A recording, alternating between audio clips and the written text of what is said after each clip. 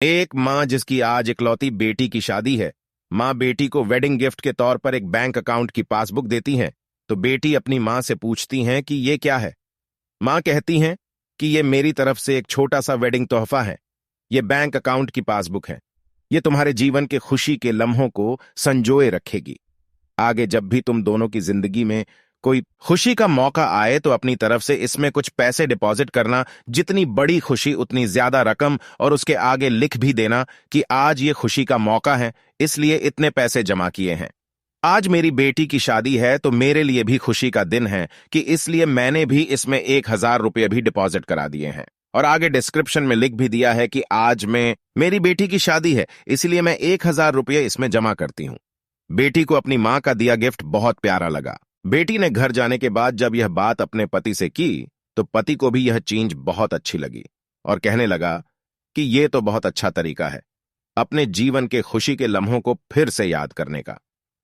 दोनों अब इंतजार ही कर रहे थे कि कब इसमें अगला डिपॉजिट हो। दोनों नए नए बहाने ढूंढते थे पैसे पैसे जमा करने के। कभी कि आज हम बाहर खाना खाने, इसलिए 300 रुपए। आज पहली बार सांपिक करने गए, इसलिए 500 रुपए। आज हस्बैंड का जन्मदिन है, 800 रुपए। आज वाइफ का जन्मदिन है, इसलिए 800 रुपए। ऐसे करते करते उसमें एंट्रीज भी बढ़ती गई और अमाउंट भी, और उसमें काफी पैसे इकट्ठा हो गए थे। शादी को कई साल बीत जाने के बाद दोनों में कुछ दूरियां बढ़ने लगी। दोनों में छोटी मोटी नोकझोंक होनी शुरू हो गई थी। फिर कुछ दिनों के बाद झगड्डे होने लगे। दोनों ने बात करना छोड़ दिया और एक दूसरे से खुश नहीं रहते थे। मां को अपनी बेटी से मुलाकात किए हुए काफी दिन हो चुके थे, तो एक दिन मां अपनी बेटी से मिलने के लिए बेटी के घर गई तो बेटी कहने लगी कि मां, मैं अब और इस शादी में आगे अपना जीवन नहीं गुजार सकती। पता नहीं मैंने इतने दिन इसके साथ कैसे गुजार लिए।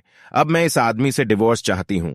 उधर पति भी कहने लगा कि मैं भी परेशान आ गया हूं, इसके साथ रहकर मैं भी जीना नहीं चाहता। तुम्हारे साथ मुझे भी डिवोर्स चाहिए।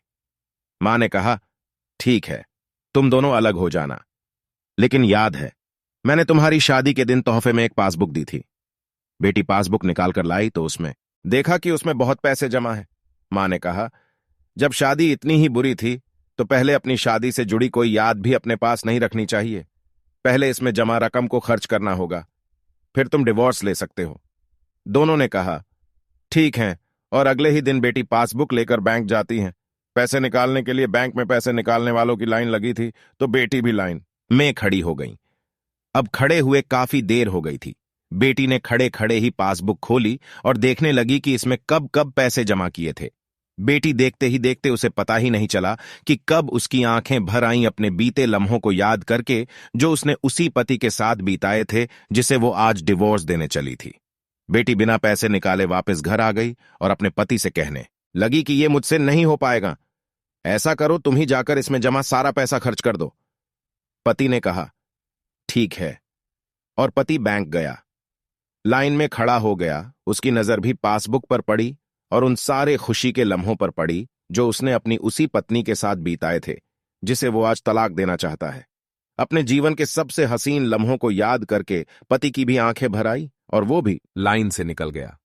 पति घर आया और पासबुक अपनी पत्नी के हाथ में दी तो पत्नी पासबुक में देखती हैं कि उसमें आज ही के दिन 5,000 रुपए जमा हुए हैं और उसके आगे लिखा है कि आज खुशी का दिन है, कि मुझे एहसास हो चुका है कि वो उसे छोड़ने जा रहा था जिसे वो सबसे ज्यादा प्यार करता है। मैंने फैसला कर लिया है कि अब बाकी की सारी जिंदगी उसी के बिताना चाहता हूं। ये देखकर दोनों की आंखें भर आईं और गले लगकर खूब रोए और प्रॉमिस किया कि अब वो कभी नहीं लड़ेंगे।